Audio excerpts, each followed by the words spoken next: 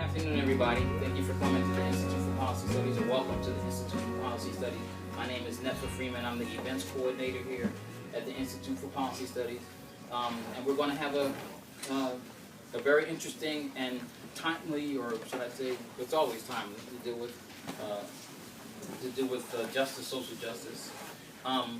Welcome to the talk on U.S. militarism in Africa, and the book talk and signing for in Praise of Blood, the crimes of the Rwandan Patriotic Front. And so we have here, we're proud to have moderating, and we're also video, this on video, live on video, both on YouTube, live on YouTube, and then also on the Facebook page of the Institute for Policy Studies, streaming live there, and it'll be there afterwards in perpetuity for you to share with everybody. We also have a lot of information on the tables there that we want to encourage people to take. The co-sponsors of this event are the African Great Lakes Action Network, Friends of the Congo, Black Alliance for Peace, and the Institute for Policy Studies. I don't think I'm forgetting anyone. We're proud to have moderating and honored to have moderating the event our friend from Friends of the Congo, Kambale Musavuli, and he's going to take over here from me.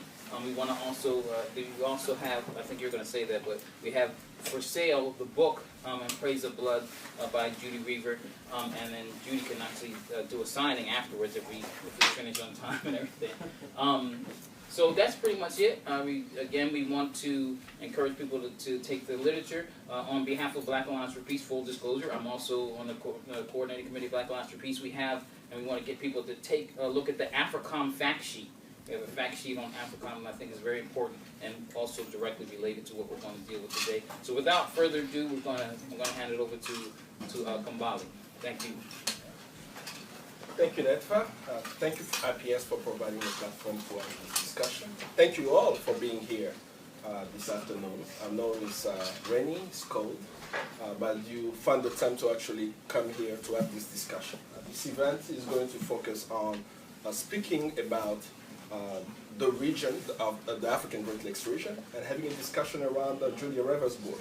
As Netfa mentioned, the book is titled In Praise of Blood, the crimes of the Rwandan Patriotic Front. It's a very important book. For those of you who haven't read it, highly suggest that you pick up a copy. We have some here. I should sign that letter. And also share it with others. We want to engage anyone, anywhere around the world, around the discussions around what has unfolded in the Great Lakes region and how we can end the conflict so that the people of the region, from Uganda to Rwanda and Congo, can live in peace and stability and prosper to transform the African continent. So to start, the way we're going to have this discussion is we'll have a presentation by Judi Rever, and after she speaks, we will have a discussion, an intervention by Claude Gatebouke, and right after that, we will start the Q&A. The Q&A is open to those of you in the room. We will pass on index cards where you can write your questions, and I'll help in getting the questions actually to our panelists. And also for those of you who are on live stream, wherever you are, as soon as we start the Q&A, please leave your comments. Don't post your questions now, because when you do now, I won't have a chance to go back to all the questions. So when Q&A starts, you can leave the comments, and we'll do our best to get all the questions posed to the panelists, so we can have a good discussion. So to start, let me start with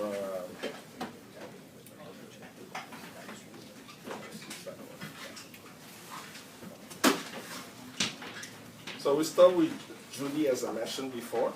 For those of you who do not know who Judi is a Montreal journalist and the author of In Praise of Blood, as I mentioned.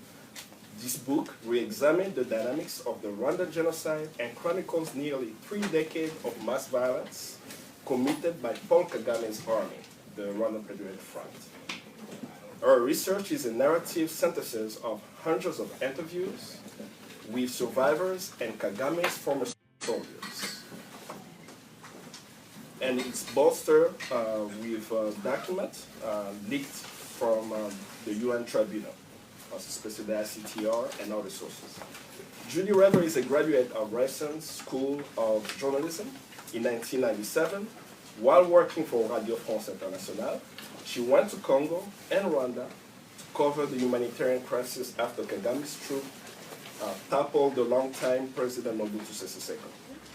She accompanied local aid workers into the Congolese jungle to see firsthand how Rwandan Hutu refugees had been hunted down by the Rwandan Tutsi troops. And she also interviewed dozens of Congolese civilians who were displaced by war. She later reported from West Africa and the Middle East for the French news agency, Agence France Presse. She is now a freelance journalist and has published in the Global and Mail, Open Canada, Le Monde Diplomatique, Digital Journal, and Foreign Policy Journal. Judi, the floor is yours. Thank you, Kambale. Thank you, Netfa. Thank you, Claude, at Aglan. Thank you, Black Alliance for Peace, Friends of the Congo, and certainly IPS. I'm very grateful to be here and see your faces. Thank you for standing your ground and maintaining this event in the face of efforts by people who support or are associated with the Rwandan embassy, the Rwandan regime, who wanted to shut this down. So I'm really glad to be here to deliver my ideas and talk about my research. I'd like to just get right into it. I want to talk today about mainly U.S. policy and the Western legitimization of violence, of RPF violence in the Great Lakes region of Africa. I'm calling it adding fuel to the fire. And I say that because the Great Lakes region, as I see it and as many people live it, is on fire. It has, the fire is burned extensively or with greater energy at some points in the last 20 years, but in 30 years actually, and it dies down a bit, but it's still on fire. And this fire has had unlimited destructive power. So if we think of fire as a chemical reaction, it's a mixture of hot gases that makes fuel and oxygen to burn. What I'm saying today is the fire that burned Rwanda in 1994 was lit and stoked by the Rwandan Patriotic Front, who I call the RPF, and that's the current regime in power, led by Paul Kagame. The fire that ignited two Congo wars that killed several million Congolese people is the RPF. The fire that's created, armed, and kept an endless stream of warring militias in business in Congo has been the RPF.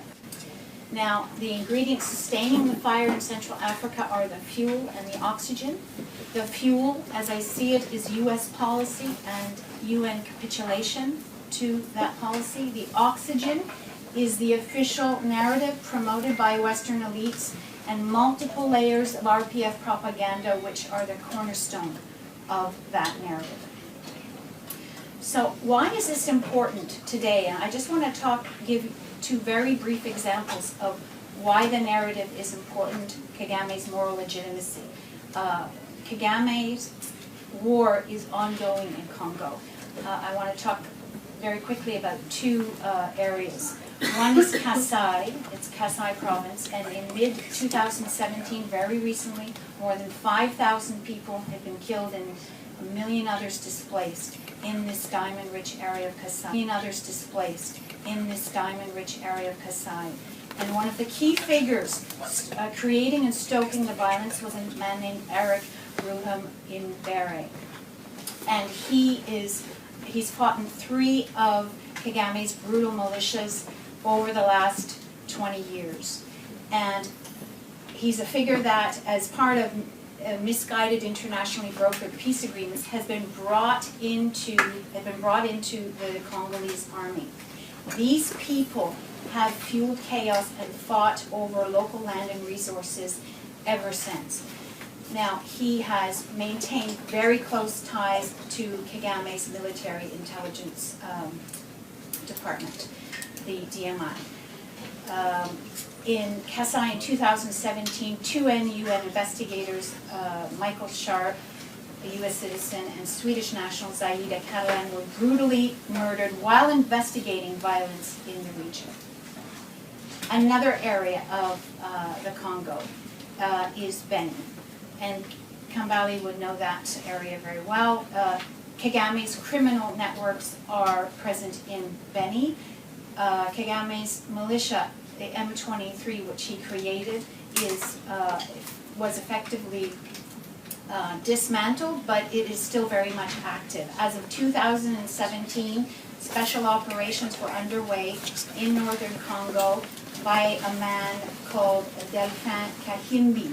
And Kahimbi is a former member of Kagame's Rwandan-led rebel group, the AFDL. Now, he's allegedly behind some of the recruiting of this militia, which in the Western media we call ADF, and they're calling it a Muslim Islamic extremist militia.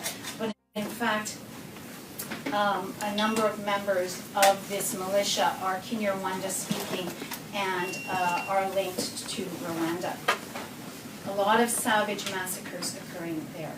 So, the official narrative of the Rwandan genocide that you hear so much about has remained intact for a quarter of a century. It's very important to go through some of the ideas of the official narrative, because that's where Kagame draws his moral legitimacy. What does it say? It says essentially there was one category of victim in the Rwandan genocide, the Tutsi ethnic group, and one category of perpetrator, the Hutus. The official story says that Paul Kagame, a Tutsi raised in Uganda, stopped the genocide against Tutsis and restored peace. Most Western experts who critically examine the regime do not question the fundamental tenets of the official narrative.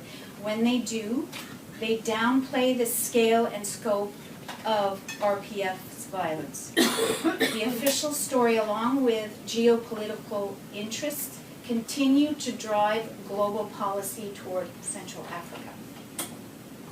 Just briefly, on a philosophical level, like truth, what is truth? There are different types. There's truth based on coherence and consensus, that what we say is based on what we observe. There are partial truths, emerging truths, denied truth, which involves refusing to validate a historical experience or event.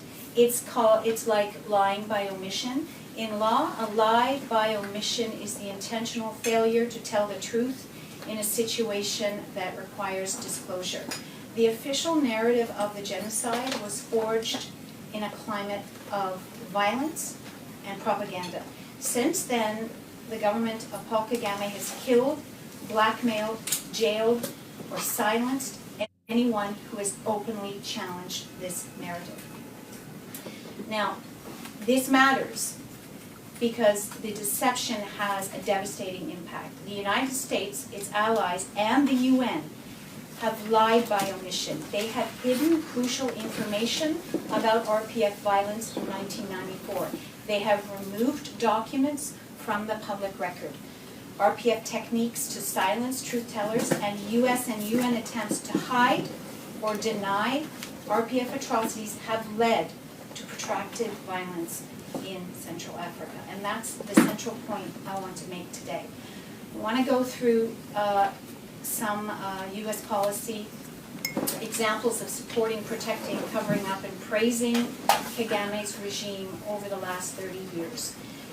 Since the late 1980s, Washington has provided steady military and political support to Uganda, which in turn provided troops, training, and weapons to the RPF when they invaded in 1990. And when the RPF invaded through the north from Uganda in 1990, for almost 4 years they launched a scorched earth campaign, displacing 1 million people in the north and ethnically cleansing that area. That set the stage for the 1994 genocide. For decades, the US has used sophisticated satellites all over the world, but certainly in Central Africa, Cannon keyhole, digital camera orbiting the Earth, remote sensing, Landsat mosaic satellites which are able to detect military activity, killings, fires, changes in earth, such as mass graves. These satellites would provide evidence of crimes in RPF-occupied zones. But the United States has not delivered that evidence. The U.S. actively thwarted international attempts to intervene to save lives during the genocide and supported the RPF's military sweep to power in July 1994. U.S. and UN insiders were aware that RPF Tutsi-led troops were killing Hutu civilians in the north and east of the country during the genocide from late April onward. There were UN protection cables that showed that Kagame's troops were chasing, hacking, and burning people in May. Those reports were buried, and the United States praised the RPF and Kagame as heroes for halting massacres. In September 1994, the U.S. tried to discredit findings by a refugee consultant called Robert Gersony.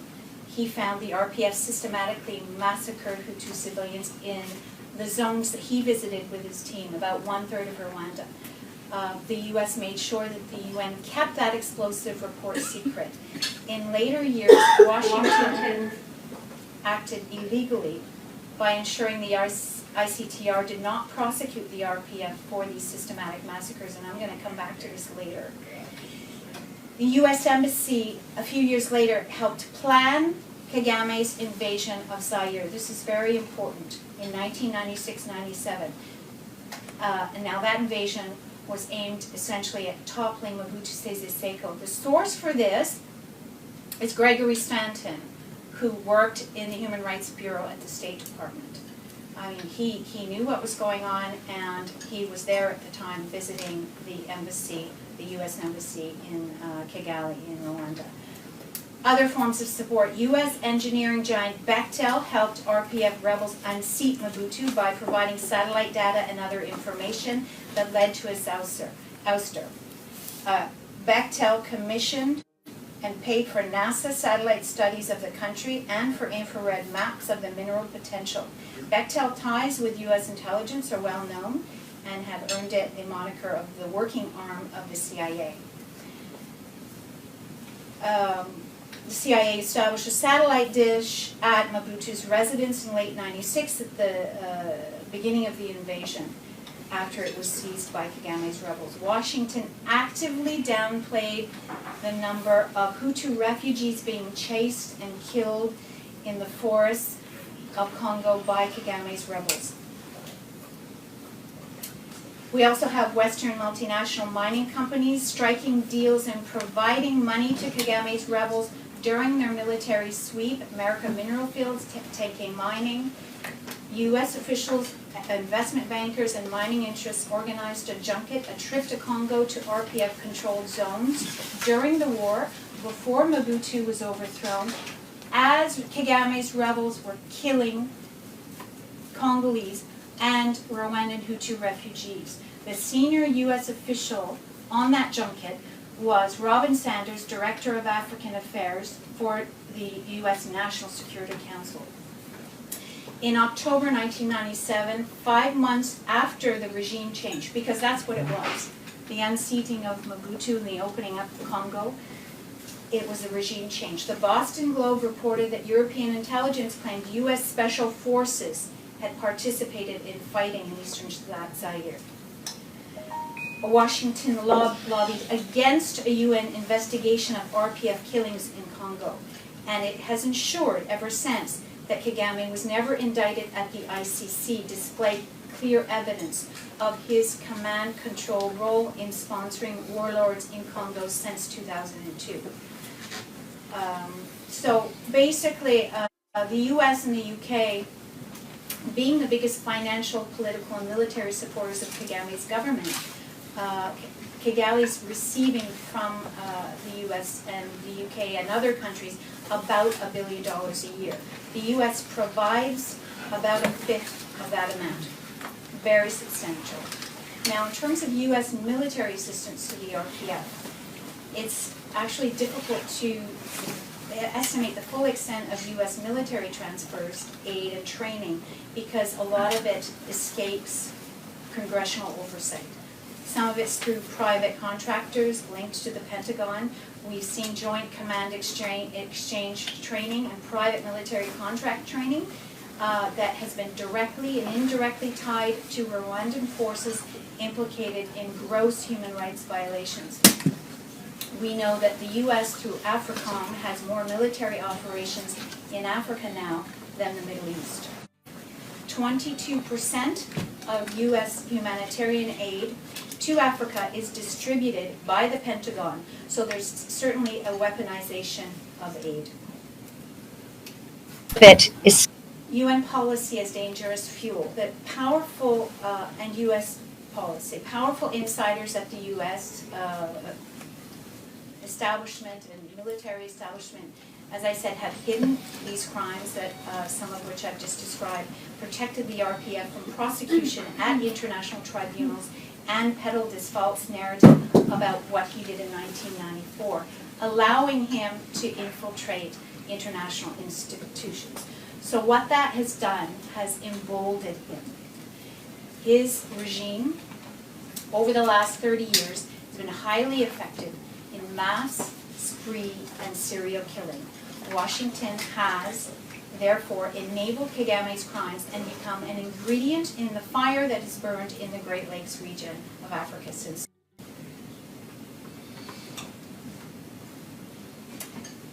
So just a very short comment about the international apologia as oxygen for the fire. Kigalis mentioned that I got into researching this through the prism of Congo in '97. I saw the direct impact of Kagame's violence in the Congolese forests and in villages and towns.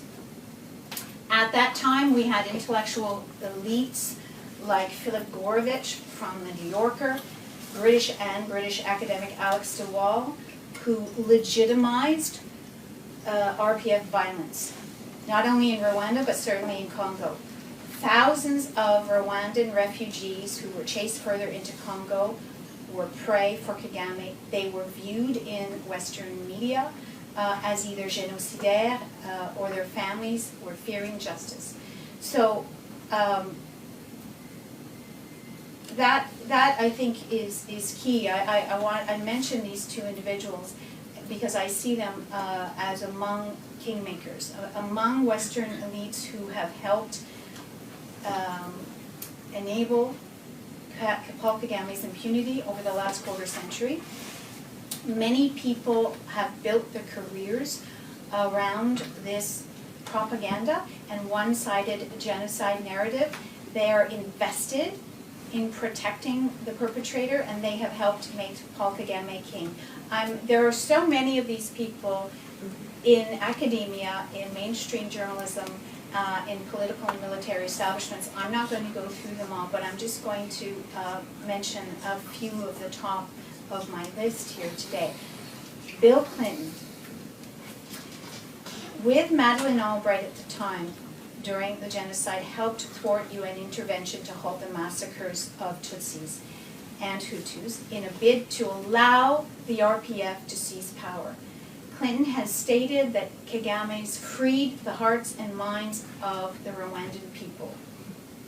Under Clinton's watch, the U.S. greenlit the invasion of Congo by Kagame's forces. And when the UN mapping report was released, which revealed that Kagame's troops may have committed genocide against Congolese Hutu and Rwandan Hutus, Clinton said he was not going to prejudge Kagame because he really didn't know much what happened there. Susan Rice is another kingmaker. She's a former Assistant Secretary of State for African Affairs. She's helped shield Kagame from international censure at the UN. She once worked for the strategic analysis firm here in Washington called IntelliBridge, whose company officials include ex-CIA Director John Deutsch and National Security Advisor Anthony Lake. The firm has done work for Kagame. When she was Obama's ambassador to the UN, Rice watered down a Security Council resolution that named and shamed Rwanda for supporting the M23. So she's worked to downplay his crimes and protect him, as certainly at the UN. Just keep going through it like that. Oh. Tony Blair, former UK Prime Minister.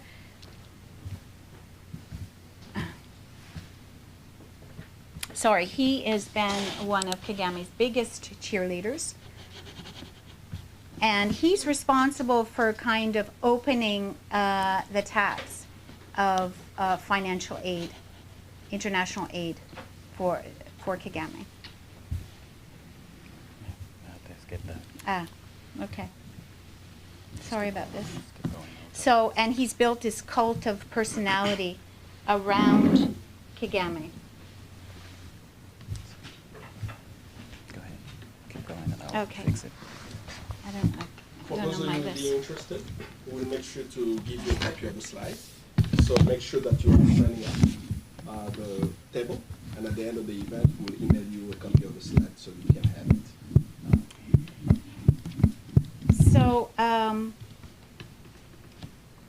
yeah, so Tony Blair is somebody who's, you know, give you an example, on the 20th anniversary of the genocide, Britain poured £500 million into the impoverished nation. We also have a number of other key people, I won't mention all of them, who helped create in books, in literature, and in NGOs, which had an influence at the International Criminal Tribunal for Rwanda, the official narrative. And Rakia Omar and Alex Sewall, whose name I mentioned earlier, who worked for an NGO called African Rights, they wrote a defining book called Death, Defiance, and Despair, and that had a very big impact on the legal proceedings initially at the ICTR, and also Human Rights Watch has picked up, has cited African Rights and D&D's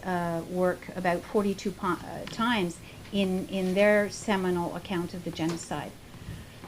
Philip Gorovich, I'll end with him. I've got a lot of other people to speak about, but I'm just going to end it there in terms of the Kingmaker. Philip Gorovich, he's for years extolled the virtues of Kagame. His work has been highly ideological.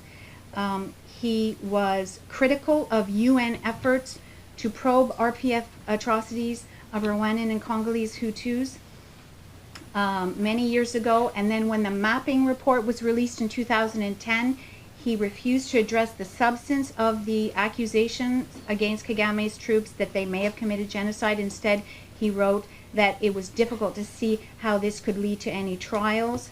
There was very little detail connecting individually identified perpetrators or victims. So he tried to, I think, undermine or make it sound as if this investigation was not legitimate.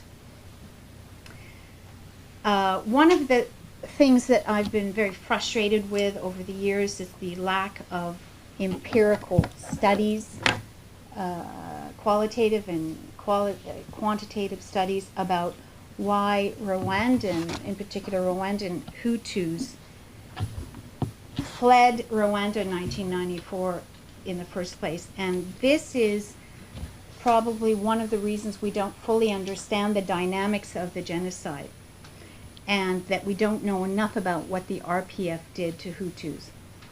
A number of academics, journalists, and other observers have ruled out my thesis, and others who have said the same thing, that the RPF committed genocide, without doing rigorous research on the RPF's record, without doing interviews and collecting interviews from the Hutus that fled during the genocide of 1994. So my book, In Praise of Blood, is based on more than 200 sources, direct and contextual witnesses, and they're survivors of atrocities. They're former members of Kagame's military, and in particular deserters who are not aligned with political party in exile. I've interviewed aid workers, officials at the UN, the ICTR, and Western governments, and the testimony is bolstered by leaked documents, like Kambale said, from the ICTR Special Investigations Unit. This was a clandestine unit that probed RPF crimes. I also have a fair amount of exculpatory evidence from ICTR trial proceedings. So, the core conclusions of my book: RPF ignited the genocide by shooting down the plane carrying the Rwandan and Burundian presidents. Immediately after the plane attack, soldiers from the RPF Military Intelligence High Command Battalion and Training Wing began carrying out systematic massacres of Hutu civilians in areas the RPF had seized. Mobile forces operated quickly from the north and headed southeast through the prefectures. Well-planned operations that were not reprisal killings, they were preemptive and began in zones already under their control in April 1994. They targeted Hutus in swamps and fields, community leaders first, then peasants.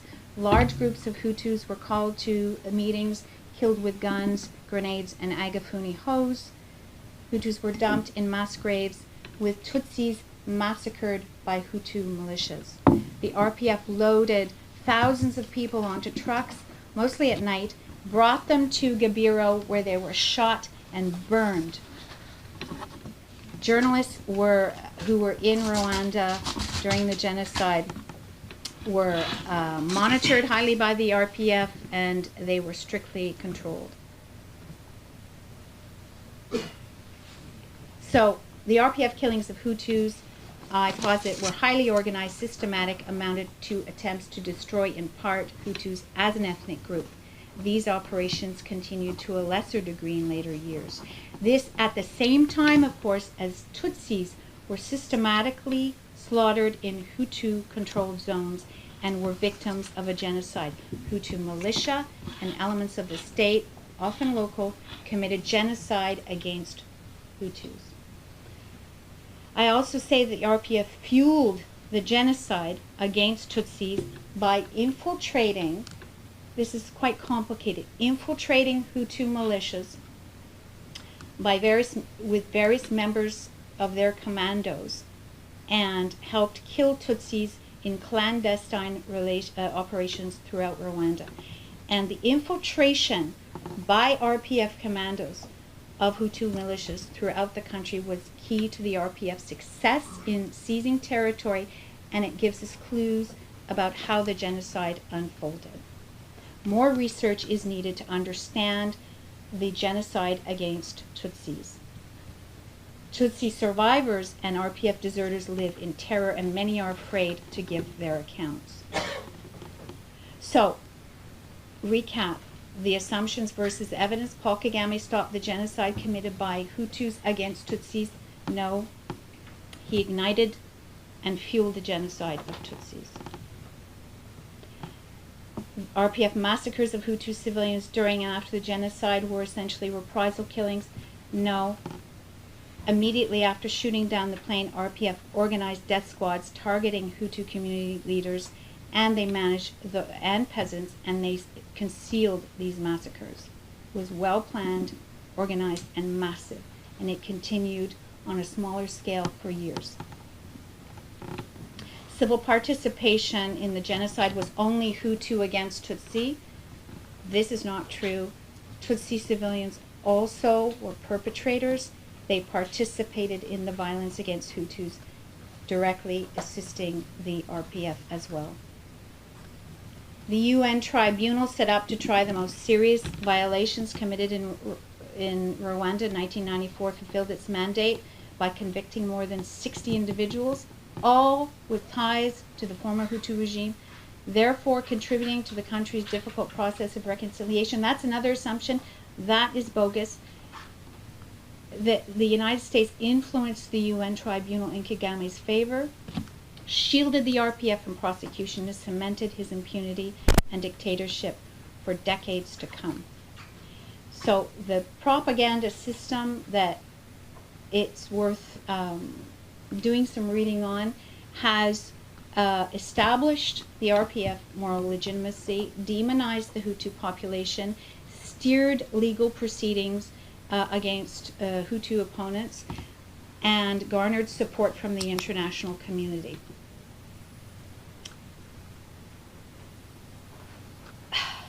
So, going forward, so many whistleblowers and witnesses and victims have tried to alert the international community to these crimes, but as I said, they've been intimidated, jailed, silenced, or killed, and the West deliberately concealing this evidence has not helped. There's a number of evidence and crimes and investigations that were completed that never made it to the indictment stage and never were prosecuted. I mention these in my book. One of the key points I'd like to share with you as I wrap this up and let Claude speak is a Faustian bargain that was struck in 2003 at the ICTR. Investigations that showed that Kagame's troops had shot down the plane, massacred Hutus, and fueled the genocide against Tutsis.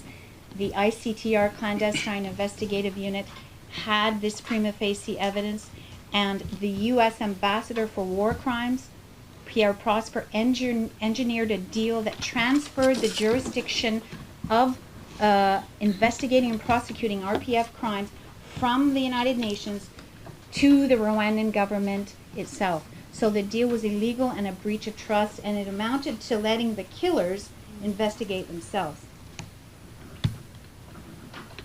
So I guess the takeaway is that, there's a sense from victims anyhow that their suffering doesn't matter. The refusal to prosecute the RPF and the international community is basically saying to the victims that they're comfortable with Kagame's crimes. Briefly, geopolitical interests that are driving these policies. We've seen over the last 30 years, 20 years in particular, Washington shifting support to military and political actors who can open up the Great Lakes region to valuable strategic minerals and provide proxies to fight their wars on terror. Rwanda, as its trump card, is a valuable contributor to UN peacekeeping. They have forces in Mali and Sudan. These countries are important nations in the Sahel, which contains vast deposits of oil and natural gas, which Washington seeks for its energy needs. There's also the criminal liability aspect for the U.S. government being complicit in Kagame's crimes because they had knowledge of these crimes that were being committed and did not try to stop them. So it could be reasonably argued that military assistance and satellite technology provided by U.S. to Kagame's troops amount to aiding and abetting these crimes. So my last minute will just, I'll share with you some policy recommendations because I understand it's really important to look forward and see how we can address some of these things. I think we need to join efforts in establishing a true historical record devoid of propaganda. We need to listen to Congolese activists and civilians and Rwandans who flee. We need to bring their story to the attention of Congress. We need to actively encourage Washington to reevaluate and reexamine its ties with Paul Kagame and the RPF, halt U.S.-Rwanda military cooperation agreements, remove Rwanda from UN peacekeeping, support the creation of an ad hoc tribunal for crimes in Congo, lobby the ICC to investigate and prosecute Kagame for crimes he's committed since the ICC was established in 2002. Help me get material proof of RPF crimes for civil and international courts by gaining access under the Freedom of Information Act to crucial U.S. satellite images from the National Geospatial Intelligence Agency. The NGA is part of your Department of Defense, and they have the material proof of what the RPF was doing in their areas that they quickly seized during the genocide, also what the RPF did in Congo. And I've tried to access through the Freedom of Information Act some of these images. First, the Geospatial Intelligence Agency told me they didn't have these images. Then when I pushed them some more, they said those images would remain classified in order to protect national security. So whose national security is the United States trying to protect?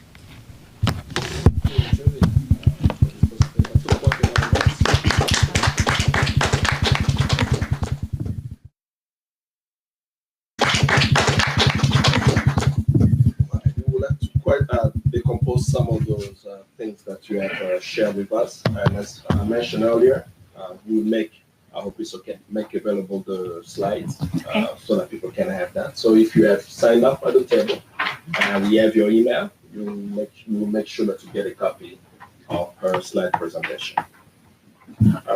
So without further ado, we should move to our next speaker, Claude Gattebuke, a comrade, a brother.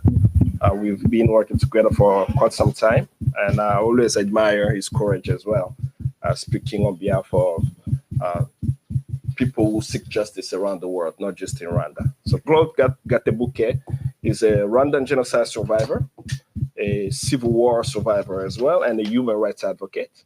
He is the executive director and co-founder of the African Great Lakes Action Network. He is also a member of the Africa Great Lakes Advocacy Coalition, a coalition that unites over a dozen advocacy organizations with a common vision for a peaceful Great Lakes region of Africa. And this was founded here in the United States with different organizations. Claude's advocacy work focuses on genocide and mass atrocities prevention. Gattebuke is a well-sought-after speaker nationwide and across the globe by various institutions, and he has been featured in various magazines, newspapers around the globe. And he's also been a guest at the White House for a briefing of leaders in the community. Claude, the floor is yours. Thank you, Kambale. It's an honor to be back here at IPS speaking. And I'm excited to see a lot of friends. I wouldn't call your names because I don't want to put you on a hit list. And detractors, welcome. And it's also important, I think it's important that this event is happening here at IPS, given the history, especially the story of Orlando Letelier, who was killed here in the United States by the Chilean government that assassinated him, which is a practice that the Rwandan government under Kagame also practices inside and outside of Rwanda, on the African continent and abroad. So I'm not going to be very long. Well, I'll try to be brief. I heard that to be a good speaker, you have to be brief, be good, and be gone, right? What I want to do is put a human face to these atrocities and share my story of survival, and also show what does this have to do with us, those of us in the room, US citizens. What is our role in all of this? It's one thing to hear Africans killing each other. We're not violent people that just go out and kill each other. There is a hand by the US, and Judi's spoken about this a lot, so I'm not gonna spend a lot of time on that. But I just want to start with, real quickly, my personal story. So I was born in Rwanda, and I grew up thinking that Rwanda was the only country in the world. You guys know anybody else in America that thinks that way? So it wasn't until I was... What year were you born? Yeah, just so we can put it in. 80. Okay. Yeah, and sorry. That's okay. When I was 10, the war started. And I heard the war started from Uganda. And they were like, I was like, what is Uganda? Oh, that's another country. Oh, there's other countries. And so to me, there was no concept of other countries. I just thought, Bob Marley was Rwandan, Muhammad Ali was Rwandan, all of these people were Rwandan. And then I started to understand that it was a much larger world outside of Rwanda, but also that Rwanda had all of these three ethnicities. the Hutus, the Twas, and the Tutsis. And there was a group of Tutsis who were exiled 30 years prior who had been kicked out of power. And they were basically fighting their way back to takeover. And so what happens is for the next 4 years, there is war. And that war produces massive atrocities, especially in areas that were occupied by these rebels. And Judy's spoken a little bit about that. I heard people who fled these atrocities talk about how they were called into meetings like this and grenades thrown into crowds. And those who survived were killed with hand weapons like hoes and clubs. And people were like put in mass graves alive. Then there was also a rise of political riots. A whole bunch of political movements were born at the time. There was a lot of insecurity around the country. There were so many weapons around the country to the extent that it would have been cheaper for me to buy a grenade than it would have been for me to buy a bottle of soda or buy a loaf of bread.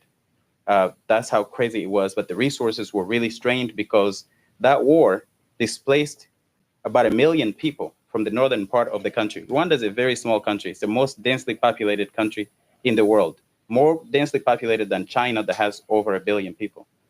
So you have more people per square mile than you have in any other country in the world. So now, to put it in context of Washington, take 30 million Americans and move them to Washington, D.C. in a space of 3 years. What would that be like? Your cell phone reception, the lines at the grocery store, the traffic. I mean, your life totally changes. So that's how a lot of people started to come into contact with this war, especially where I was in Kigali. Fast forward 4 years later, there was a bunch of atrocities in this war. And then there was a shooting that killed the president of Rwanda. His plane was taken down. And that set off mass killings. It sparked the genocide. There was already all of this tension around the country, which I was previously unaware of, but there was a rise of tension between the Hutus and Tutsis, who are always in competition for power, kind of like the Democrats and the Republicans. And then there's a small group in Rwanda that's actually suffered the most, the Twas. This group is on the brink of extinction. There's less than 30,000 individuals living. So you can even fill a stadium with this one population, and they were the original inhabitants of Rwanda. So now the genocide starts, and what happened was extremist Hutus started going house to house, butchering Tutsis. And you had the RPF that also had a contingent group, I think it was a battalion, in the city of Kigali that started shelling the city of Kigali. So now I'm hearing explosions on one side, from one side, whistling over my head and dropping on the other side. And they would also come into neighborhoods and they would raid and kill people. Sometimes they would select families. If any of you have not heard of this famous Rwandan artist, read his book. His name is Corneille Nyungura. I'm gonna give out the spelling. He talks about how his family was killed and how the RPF would basically come into the various places. That's the most famous story. There's a bunch of those type of stories. So now we start fleeing. First, we went into hiding because we were afraid that our neighbors would come and butcher us. And we would hear voices inside of the house of people searching for us, but we were hiding in a doghouse in a storage, behind a storage. Then we were smuggled out of that little hiding place and taken to a neighbor who sheltered us for a while, and then hired a pickup truck that took us from the city and took us near the border of Congo. But along the way, we kept getting stopped, and they wanted to kill us. They would bang the machetes on the truck, and they would threaten to kill. Sometimes they would take us out of the car, out of the truck, and it was a really small truck packed with a whole bunch of people. And the driver would continue negotiating, and every time somebody would intervene, and they would let us keep going. At one point, they stopped us, took just me and my mom out of this truck, and they ordered the truck to leave. And then they took us away from the street, and they ordered us to dig our own graves because they needed to bury us after they killed us. And then a bunch of neighbors, strangers, I had never stopped in this place before, just started running up and they started yelling from a distance saying, "Don't kill them, leave them alone." And it was mostly women, older men, and some kids. And then the driver came back. He came back twice with two different guys that negotiated for us for hours and hours and hours. It was mid-afternoon when we got to this place. It was pitch black when somebody eventually said, "You know what? This boy and his mom are not going to make it 5 miles from here. Let somebody else kill them." And somehow they agreed to it. And so we ended up sheltering at another house for months until the bombing campaign by the RPF got closer and closer, and we crossed into the Congo. And then there was other issues with cholera killing a whole bunch of people. But we were rescued from Congo by an American aid worker that took us to Uganda, and eventually we came to the US. So I want to stop there about my story, but how did I start speaking and why? I actually didn't want to speak or tell my story when I got here. I was really afraid of even sharing it. And I really wanted to just forget it. And I went through a whole 4 years of high school thinking about it. And then when I got to college, I read the book of Frederick Douglass. Anybody heard of him? So when I read the book, excuse me. Can you let him? Can you translate in French? Can we let him speak? Yeah. Thank you. When I read the book, I just saw this 7-year-old boy sold into slavery basically became somebody's lawnmower or somebody's microwave. He was not a person, he was property for somebody, just like we have these cameras, right? You push a button, you do this. Anyway, so he teaches himself how to read and write, and he frees himself, frees a bunch of other people, and just through storytelling and sharing the stories of how horrible slavery was, he was able to contribute a lot to the abolition of slavery. And I had this story also, and there was all these atrocities happening in the Congo. And so I decided to start speaking out and telling my story, and many caught fire, and here I am telling the story at IPS. So it's February, right? And it's Black History Month. So I just kind of want to put this in the context of Black history and use the analogy of the Black history theme. How many of you in the room, knowing what you know about slavery today, would support slavery? Show of hand. Don't worry, I'll wait. It's one person. Okay. How many of you? Okay. Oh, hand down, right? Okay. How many of you in the room would do something, even if it's a small inconvenience to your normal life, to do something to stop slavery? Show of hand. Okay, that's everybody. Okay, what we have today in the Congo is very similar to what happened in slavery. What happened with slavery is it was the extracting of resources. The resources were human at the time. So human resources were being taken from Africa to the Americas. Today, we have the resources that we actually use in our cell phones and other technologies and aeronautics and all kinds of technologies to power up and keep us moving in our daily lives. But these tools, we can also use them to actually advocate and push for a stopping of this practice. So the resources are the coltan and all of the other resources coming from the Congo. Who was doing it? And who was carrying out slavery? Corporations. And we have multinational corporations basically robbing the Congolese people, displacing and robbing and taking and making a profit off of the suffering of Congolese people and the people of the Great Lakes region. How did they get away with it? They had cover from the government. They had laws that made it legal to actually do that. That's what we have today. That's what Judi was talking about.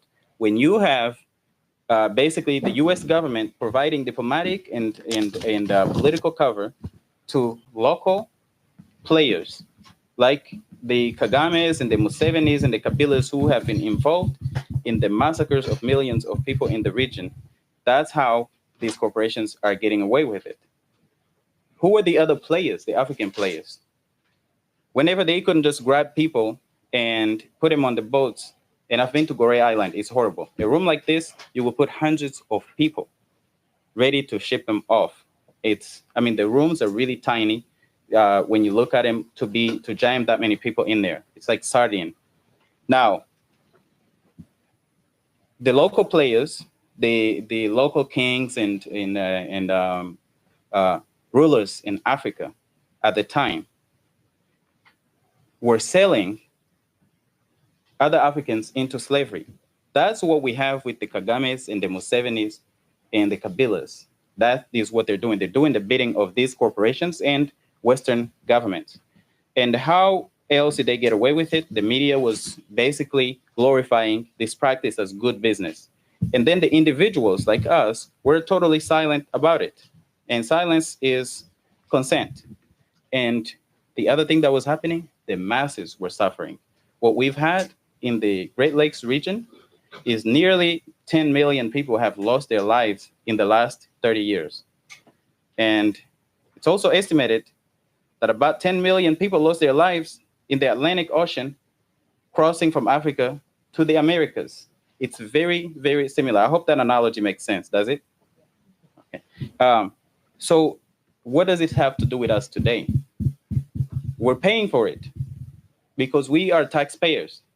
And the US is providing military support and aid and diplomatic cover and funding for a lot of the actors who are destroying the lives of the people in the Great Lakes region.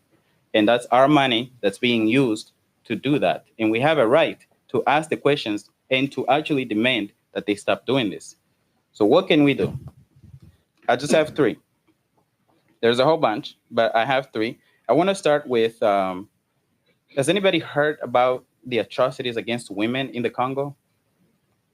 And have you heard of Nobel Peace Prize winner, Dr. Denis Mukwege? So he's been calling for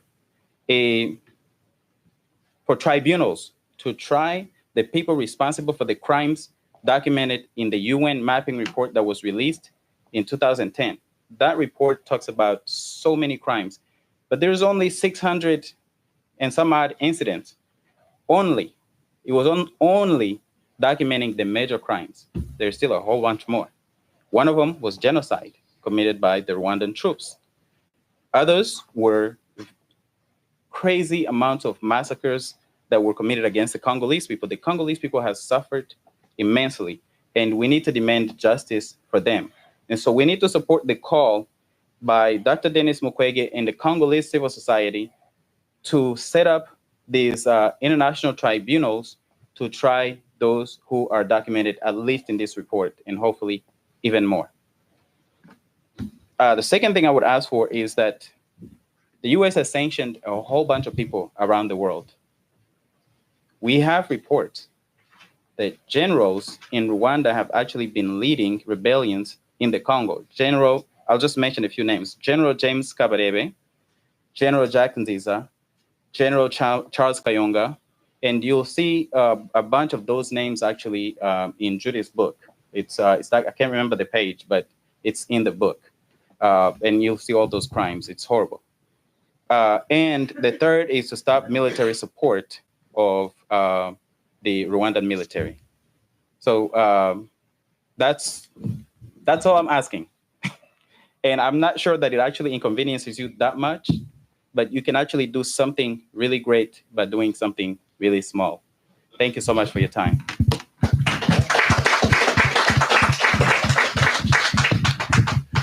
For those of you who have worked on the Great Lakes region, you know that this is an issue that's been going on for decades, and that the people in that region, they are demanding justice. Both for the speakers, Judi and Claude, clearly laid that out, why it's important. There is a human face to that. Usually share the story of two people. One is my uncle, who disappeared for 3 years. After 3 years, was found decapitated, right? And another is a colleague of mine. We worked very closely. His name was Father Vincent Machozi. He had a website called Beni Lubero, documenting the crimes taking place in the East. And the way I found out that he was killed was a Facebook feed. So whenever I'm hearing the death of Kobe Bryant and how people were angry at TMZ, how do you disclose that? We in the Great Lakes region sometimes are faced by this type of information atrocities coming to us at a very fast pace for 3 decades, literally. Uganda, Rwanda, Congo, we all have suffered that. And what are people yearning for is justice. And there are mechanisms that's being proposed that we hope people will support. The people on the ground are continuing to fight for justice. And we hope that those of you who came here, that's the biggest message, that the crimes have to be, people who have committed crimes have to be held accountable, and the people who have suffered so much can feel that there's been some form of justice for the crimes committed. I will encourage those who are watching us on live stream to leave your comment. I will go through the feeds. I put some of the questions, and I think we'll try to change a bit for the questions. I think we can engage with the audience. That should be fine. What I will request first is if there are any congressional staffer in the room to first raise their hand and ask questions, or anyone from the press first. And after that, we will take questions from others. If you are a congressional staffer, would like to identify yourself, or from the press, please raise your hand. Someone will come to you, and then we'll engage. So I want to pose the first question to both of you. There seems to be an attempt to silence anyone who doesn't abide with the narrative from Kigali, specifically Paul Kagame and his government. The narrative of what has actually unfolded, not just in Rwanda, but the region. Now start with Judi and then come to you. I would like to know, why are people trying so much to silence you? And I just listened to your presentation. I saw you presented the sources of your information. Why people are trying to silence you, Judi? Well, the official narrative, as I said, goes to the heart of Kagame's moral legitimacy. Speak up a little bit. And that the official narrative, Kambali's asked why I'm being silenced or people are trying to silence me. It's because there are vested interests, not only in Rwanda, but elsewhere. Vested interests in keeping this story under wraps, in people not understanding fully what really happened during the genocide. And I think if Kagame's crimes are fully exposed, then, and the U.S. complicity in those crimes, not only in Rwanda, but certainly in Congo, will be exposed. And that it possibly will bring a lot of people down. Very powerful insiders at the UN and in previous administrations here in Washington. So there's that. There's also the vested financial, commercial interests, multinationals in maintaining Kagame in place, because he opened up that corridor for all the Western mining interests. And now there are artisanal, small-scale mining interests that the Chinese have gotten engaged in. And so there's a whole, I would say, military, industrial, and financial kind of network whose interests are very much key to maintaining the status quo. And so I think when Kagame sends hit squads to various African countries to silence whistleblowers, to kill Rwandans and Congolese, very little of that percolates and gets, very little of that is known in international media. We don't hear about it. Kagame sends hit squads here, intimidates, harass, and tries to silence people. And that's only a story that we've heard recently. For you, Claude, why is Kagame and the Rwandan government trying so hard to silence a Rwandan genocide survivor?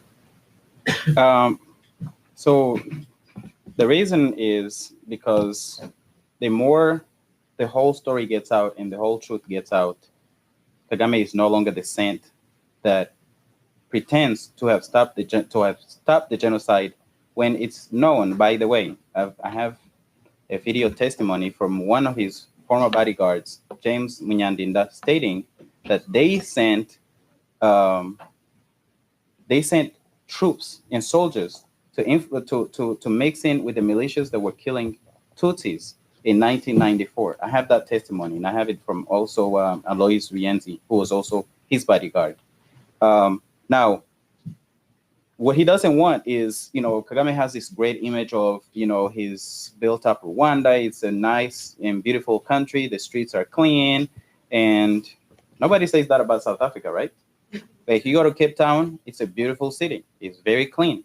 But you don't talk about it being clean. You look at the social issues that he wants to hide behind this image of clean streets where they're taking people off the streets, jailing them, torturing them, because they're either homeless, they're street kids, they're street vendors, or they just don't look clean for the tourists and the people who praise him. He also has a lot of, people like Bill Clinton and Tony Blair and others who promote his image. And he spends a lot of money here in the US. We have documentation on PR, to maintain this great image. So when you talk about the crimes that he and his military committed, he knows that justice is coming. And we have seen various African warlords, which Kagame is, end up in prison. There's Charles Taylor of Liberia. And then you also have, which it was a beautiful thing. It took 30 years, but it happened. Issena Bray of Chad had tortured people. And the people who knew his crimes never backed down, from pursuing justice. That's why they want to silence us. And I also want to talk about how they do it. So there's this cancel culture. You guys know about it, right? In Rwanda, nobody can speak and talk about these crimes. They will be killed or jailed forever. And people are killed inside and abroad, inside of Rwanda and abroad. Sometimes for speaking out and sometimes not for speaking out, because those refugees, the 200,000 refugees that were killed in the Congo, had not said anything. A bunch of Rwandan people who have been killed had not said anything. It's actually a good thing to speak up, because then it's going to take them a whole lot more work to actually, do something. So they don't want more people speaking out.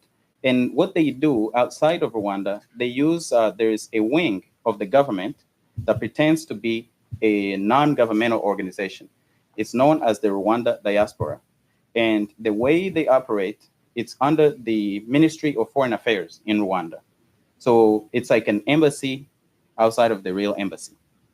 And some of what they do, of course, they disguise themselves as the Rwandan community of Atlanta, the Rwanda community in USA, the Rwanda community of Chicago, the Rwanda community of the DMV. And what they do, a part of it is actually spying on Rwandans around the world. There's been reports in Canada, in Australia, in Kenya, in South Africa, all over the world, Belgium. They blackmail people, they harass people. And of course, another thing that they do is organize these cult events to bring Kagame into town. They've done it here in the US, in Chicago, in Boston, in Atlanta. They call it Rwanda Day. And they basically bust people in to come and praise Kagame. That's the role of the Rwanda diaspora, the formal organization, not the diaspora as a totality. And so this organization is who basically, as far as canceling all these events, a lot of times is speaking up for members of that organization or leaders of that organization. A lot of times they're out there trying to get these events canceled.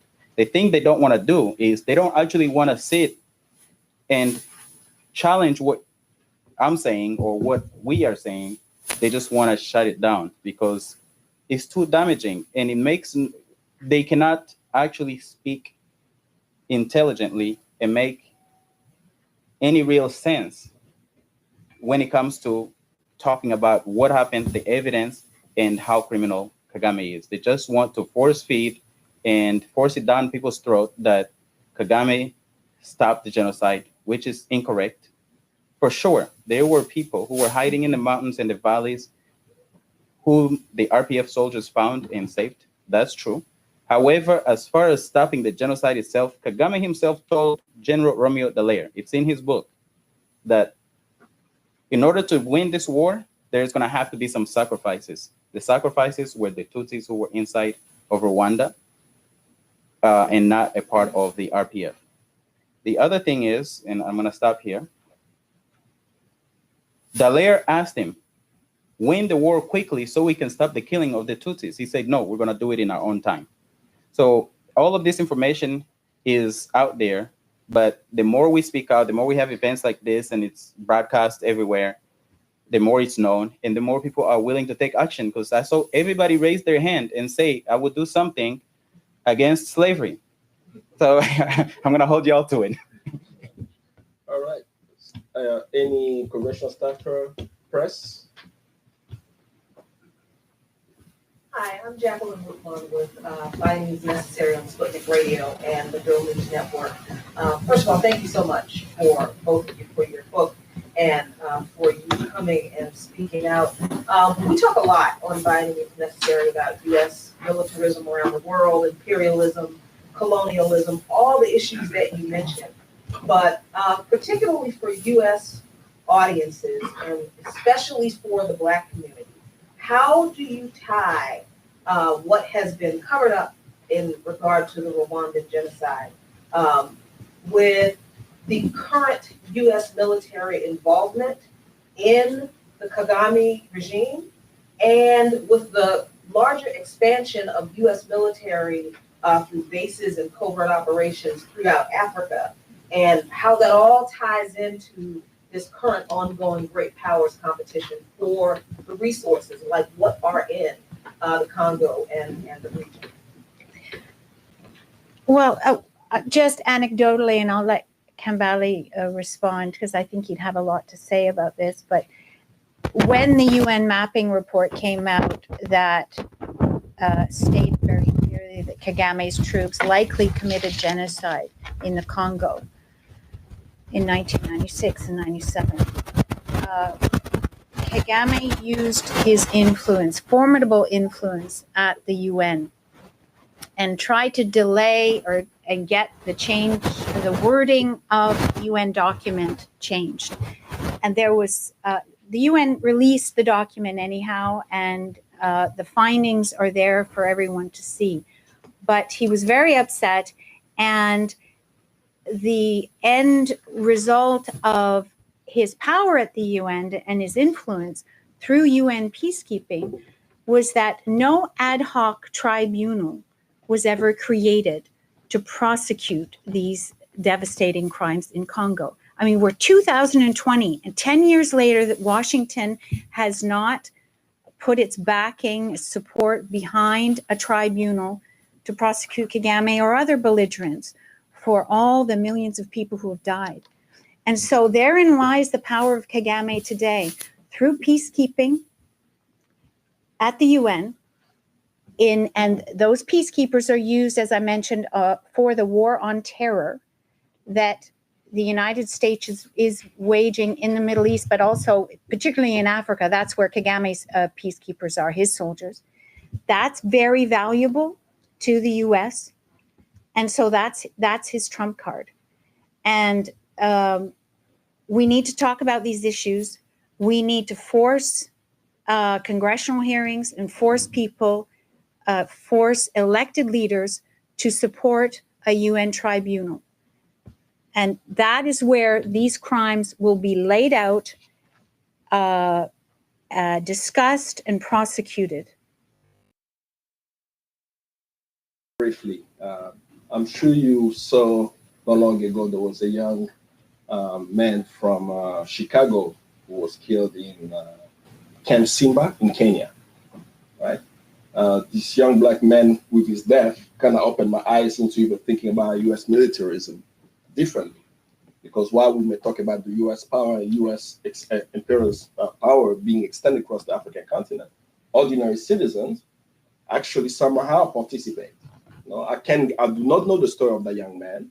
I believe that there was maybe the ROTC at his high school, maybe an army officer who came to his school saying that join the U.S. military, you will have great benefits. I'm saying that from experience because I went to high school here. Well, they tell you will have great medical, dental. You'll get to travel the world. You won't pay taxes on the U.S. military basis. That's how they sell it. They try to sell it to me. The only reason why I didn't end up in the U.S. military because I was underage.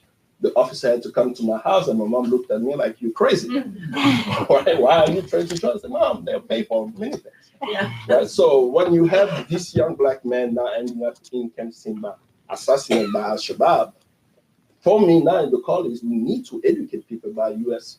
Military, U.S. AFRICOM, right? Because not only it affects Africans, where the African dictators, the strongmen, are being armed, trained. Paul Kagame was trained as a Ugandan soldier here in the United States. Nothing happened from that. We have who go to this deployment, we're building drone bases, but there is no pushback for the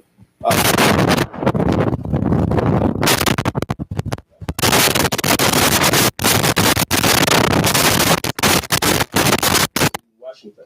We can go on Capitol Hill and say there is something called AFRICOM that should be defunded. There is no reason why the United States should be so bold to have a military base on the African continent, while no African country has a military base, not even in Kansas. Right? So we don't have any. So why do we have foreign military bases? And what does that enable? It emboldens the African dictators because they use it, right? They say, we have the US on our side. Look at when you fly to Nairobi, you see the planes, the military plane there. So the president of Kenya can say, hey, the United States have my support, is supporting me, and I can do crimes. And that's exactly what Paul Kagame has done. He knows that his military is funded by the US military. He knows that he gets payment from the United Nations doing this peacekeeping mission. Not only that, some of the commanders who go to these peacekeeping missions are commanders who have been indicted by the Spanish court, which tried Pinochet, by the way. You know, they indicted 40 Rwandan generals, but these generals end up as the head of UN peacekeeping missions, and no one is stopping them from that. So we have to do our work as citizens. It's not easy, but if we could end apartheid, we can end what's happening in the Congo and in the region. Yeah, thank you for that. I just want to, when you said something about why there's not so much of a pushback within the United States for this, this is more of a comment, and it's a Pan-Africanist. And there's a large African, well, I would say African population, but Black population, if you want to make sense, in the United States because of what's happened. We are not taught, or we are dissuaded in so many forms to not identify with Africa. There should be no reason why there's not some formidable force that is pushing back on U.S. policies in Africa and creating a really transcontinental relationship between people of African descent around the world. And so this is some of the fallout from that is the fact that we don't really identify with Africa, and everyone should be, if you're a human being and support peace and justice, you should be doing it. But at the same time, it shows a really stark contradiction that there are about, was it 40-some or 30-some million people of African descent in this country that are allowing such a relationship to happen in our motherland. And so I think the Pan-Africanism and the Pan-African movement, our predecessors like Malcolm X and so many other people before us, there was a reason why we're not allowed or dissuaded in so many ways to not identify with Africa. Okay. So I'll take 3 questions. See if there is no more press and Congress. Okay. So we go here, there, there. And then the third round will be you. What I would like for you to do is you introduce, you present yourself, who you are, and your affiliation, and a brief question My or comment. name is Abby Jollis. I'm an international human rights litigator practicing worldwide. And I actually had a landmark decision, which Claude is familiar with, at the Rwanda Tribunal. But what I'm interested in now are 2 things, and I would be interested to see what Claude has to say about it. One is, has the amount of money that the U.S. is contributing gone down or up, or has it stayed the same since 2016? And then the second question is to speak about I'm very familiar with much activity around creating tribunals in Congo. And I even thought that I might have the opportunity to be a part of it. It hasn't happened, and I haven't. But I'm wondering what, Claude, you would say about having the UN be in charge of that. I've spoken to people on the Hill, and maybe you could include Congressman Chris Smith, who's been really working to do something in this area. But there is some, I've heard whispering on the Hill that they would, maybe they would set up a tribunal and the UN wouldn't be in charge of it. So they couldn't take their people who, the known criminals and put them in a position to make them judges and, prosecutors and all that. So that's it. I'm sorry. Thank you for the question. It actually, the amount that the U.S. gives to Rwanda went down and then went back up. But it's still not to the level that it used to be about. So when it started going down is when the M23 was just ravaging the Eastern Congo, led by the three generals that I mentioned, General James Kabarebe, General Jack Nziza, and General Charles Kayonga. By the way, me and Kambale refer to them as criminals without borders. You guys heard of Reporters Without Borders, Doctors Without Borders? We have criminals without borders because they're committing crimes in Uganda, in Rwanda, in Congo. Anyway, South Africa, Kenya, all over. Now, what we have is we did a push, one, to even release the reports that they were doing this. Then the U.S. withheld $200,000. That's one person's salary, right? Right. But that had a domino effect across all of the donors. And what ended up happening is the U.S. also started squeezing down on its purse and other donors. The U.S. became the #1 donor instead of the U.K. However, still, the amount went down by 2017, the amount had gone down by about 25%. And since then, it's gone up, I think it's like maybe $10 million. No, so not that much, but it seems to be going up a little bit since 2017. I see the U.S. influence at the UN as the biggest problem. It's not the UN. The UN system is broken, absolutely, because of competing interests. And there were so many problems with the tribunal on Rwanda, and therefore, they granted Kagame immunity, legal immunity. But it was the U.S.'s actions that did that. The UN was supposed to try Kagame and his henchmen for those crimes. The U.S. made sure that it did not. So, I mean, I don't know. I'm always open to goodwill and certainly efforts to get a tribunal, to back an ad hoc tribunal in the Congo and have that support start here in the U.S. I'd love to be surprised. But, and I know the work of Christopher Smith, who's brilliant, but I think there's a political and military industrial establishment here that doesn't want that to happen. And so the blocking, that the challenge is right here. Yeah, but I think if it happened through the UN, it would be, I would welcome it as long as it's not there to protect the perpetrators or to provide, some type of one-sided or biased justice, and it takes into account what the people have really lived. So let's get the stack. I made a mistake to a lot of questions. We're gonna do. There is a person there, and then Alula. And to add to that point, the Congolese people's call for transitional justice is a mixed court chamber. Mm-hmm. And that call is in the UN mapping exercise report. It's explicit. A tribunal inside of the DRC to make it cheaper to find information instead of The Hague or anywhere else. And the civil society is beyond that. And this is also the call that we support from Dr. Mukwege, that there should be a tribunal for those crimes. If any mechanism creating a tribunal, which is a mystical with local and international judges that will go alongside what the Congolese people would like.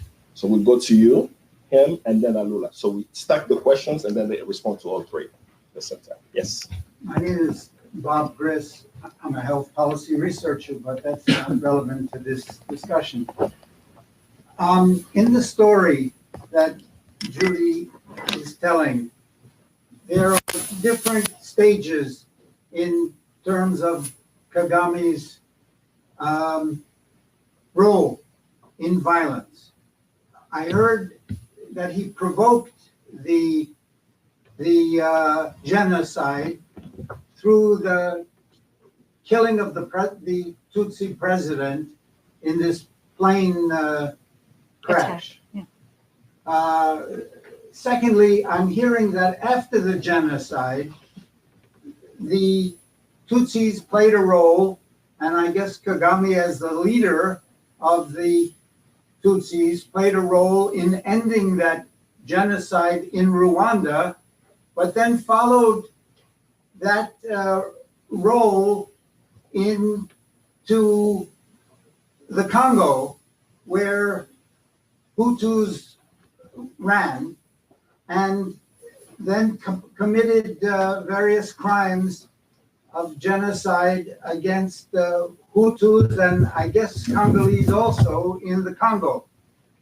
What I'm trying to understand is whether the Western interest in minerals in the Congo was responsible for Kagame's activities before the Rwandan genocide, or whether the Western imperialists, in a sense, took advantage of this conflict in Rwanda and saw Kagame as a military leader who they could use to persecute, to dominate the economy of the Congo. If that's the case, the implications of a reconciliation, I have always heard that the If you don't Rwandan, mind, I would like to cut you short because we are going to 1:30. Yeah. So can you make your question a bit brief? in 2 sentences, the reconciliation process about Rwanda is usually considered just an internal dispute between Hutus and Tutsis and be resolved that way. It sounds like the story you're telling requires expanding that context, and whether the UN is doing that or whether it should be done through an African tribunal, that to me is the challenge here. So make sure it's brief. Yeah, my name is Jacques Nibizi. I'm one of the members of the Rwandan community. Say Jacques who? Nibizi. Jacques Movies. Yeah.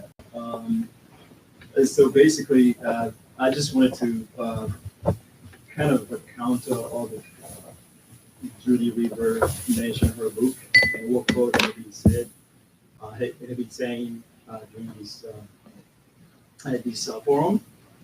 Basically, for anybody who does not know Rwanda or have never been to Rwanda, you would just say yes. What they're saying is all credible, right? But you have to take the context of somebody who's Rwandan. I don't work for the government of Rwanda. I'm just a citizen here, but I happen to be from Rwanda, right? So I read some of the the stories in your book.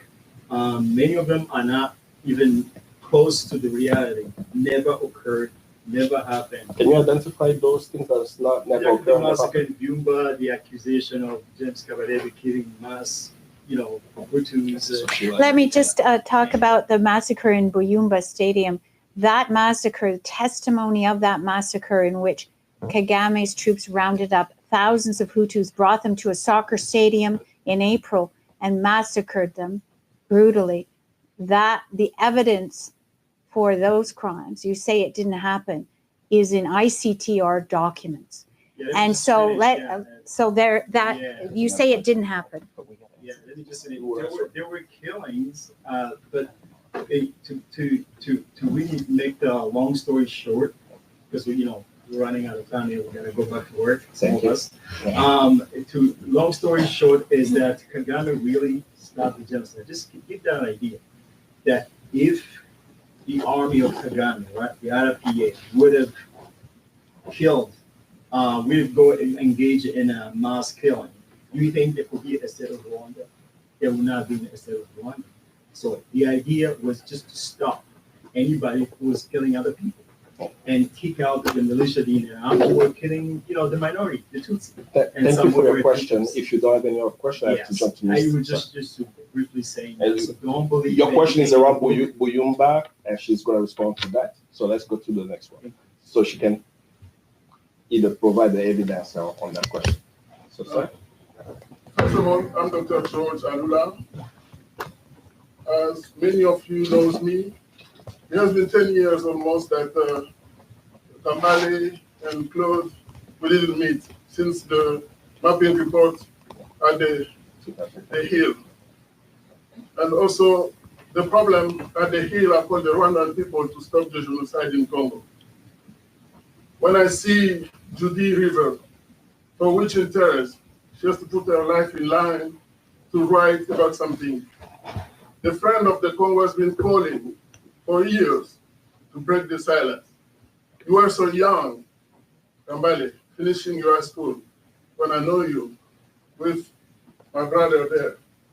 Without your work, some of us give up because we give a lot. 10 years of activism. I see this room is full of people who can change the world because you are able to.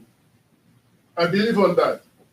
That's why I stopped working and come just to support you because I wrote a book on the Congo genocide. The same message I would give to my brother here. I grew up with the Bisengimana family in Congo. So I grew up close to the Rwandan people. So when the genocide happened in Rwanda, I ran a fundraising where I put $5,000 in Paris. The fundraising I ran was for UNICEF and the Francophonie organization. My brother, you were not at the stadium. You see a young boy talking about his own story. They were not there either. No. Listen to me, please. I was 7 years old in Kisangani when the war happened there. Across bodies of people asking my mom, what is this? I was among those young boys and girls that you see processing when the war happened. It happened to me. And I don't know why I tie my life with this kind of situation, because I saw many deaths, many of them. That's why I stand up to stop and calling the world to stop the genocide in Congo. You can come and say everything she said is a lie. No, I am the one who pushed the UN to publish the mapping report, because I took the report, I put it in the book, the ignored economic genocide in 2009 when Obama came in power. Brother and sister, we need to stop that. When we're talking about the situation, how to help Paul Kagame to change his life, how to help those leaders who bring our region in a worse situation like that we live in. 12 to 18 million people. We are here about to deny 3.5 million. 3.5 million, that was a little number. No, we need to help the Congo. Genocide is when you're killing people, putting them on the street, breaking the infrastructure. That's the definition of the genocide. Don't ask it out. This gentleman was so little. For what reason? Claude will come in here and say, oh, my mom and did. How can he fake a kind of the story? So just sometimes silence is better. Instead of coming and just say, no, it didn't happen. I thank you so much for your time. So we'll address your question. I think Judy can address that around the narrative. I think I would agree with the latter part of what you said, that the U.S. Took advantage of what Kagame did and then saw an opportunity to open up this corridor where the world economy starts. But certainly Kagame was, as Claude mentioned, he was trained in the U.S., long-standing ties from the 1980s and 1990, very solid, unbridled support, I would call it, as Kagame was committing crimes during the invasion war, during the genocide, covering that up, praising him, and then greenlighting, assisting his invasion in the Congo. It is complicit support. And just to add real quick, it was also an opportunity to replace Mobutu, who was the local puppet, or the, if I could use that slavery analogy, the seller, the African seller of slaves. Mobutu was old. It was time to replace him. So they replaced him with Kagame and Museveni. And the reconciliation part, yes, it needs to expand. It can't just be inside of Rwanda and between the Hutus and the Tutsis and those who agree with Kagame and those who don't. And if you want to see how reconciled Rwanda is, just check my timeline. Do you want to go back to his question? He challenged one of the information you provided. Yes. You already answered, but do you have any addition to it? I just want, very, very briefly, one of the investigators at the Special Investigations Unit of the ICTR that Abby would know about, but you know, one of these investigators said to me, never in his life. The ICTR is the UN tribunal that was set up to try the crimes in Rwanda. Sorry, these acronyms. And so, What was the name of it? I don't know. I can't say who he is. But the investigator, what I'm saying is, a lot of people have heard about the clandestine unit. So what I'm saying, the investigator who investigated the Buyumba Stadium massacre that this man says did not happen. He said never in his life has he seen so much evidence. He had witnesses who brought perpetrators, who brought those Hutus, men, women, and children, and old people to the stadium. Witnesses of people who were outside guarding so that other people wouldn't come and see. He had perpetrators of RPF soldiers who gave testimony of what they did inside the stadium. He had the people who brought the corpses out after they were massacred and then buried them, took them off. Never before had he been involved in a case where he had so much information. This man here says this did not happen. And I see. What I'm saying, you could have been. We shouldn't have a debate. I'm telling you, you're telling me my book is full of unsubstantiated claims. This has been documented by the UN tribunal. This man's voice is trembling because there has been systematic gaslighting of victims in Congo and in Rwanda who are victims of Kagame's crimes. And gaslighting is when people start questioning the reality of their own experiences. We should not be here today, 25 years after the genocide and 20 years after Kagame invaded Congo, and still be begging to or nervous to speak about this. This should be part of the popular discourse. But, you know, unfortunately isn't. That's why we're here. Yeah, and Just to add, I also spoke to a lot of those witnesses and many others, and it is, this is why I can't even I've worked, you know, for a very long time in and around this area, and I have spoken to these people. I have, in some cases, become part of their lives. It's very hard if you're actually working in it. It's hard, and I understand 100%. And for a 7-year-old to have to see all of that, I mean, anybody in this room who has children, they would know what that's like. You know, you try to not have your children dig their own graves or whatever. I mean, you know. So anyway, I just wanted to say that I also. So I know that we ran out of time. I wish that we could have a petition to add more hours in a day, but that's not possible. So as we shared, Judi is here. She has a book. She can provide evidence for what is there, unless people say that the International Tribunal for Rwanda, that's not the evidence from there is not true, which means that you'll have implications for that.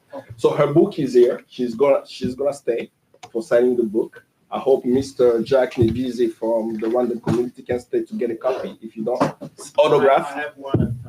Autographed.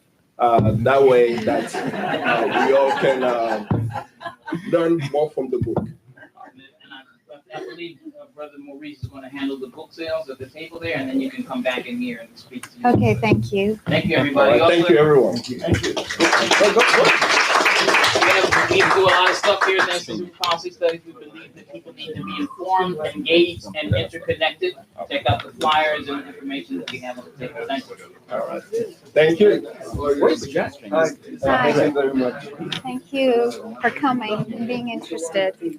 I'm Palestinian, and I visited Uganda lately for the first time. Oh, you did? Yes. What's your name? Ziad. Z-I-A-D.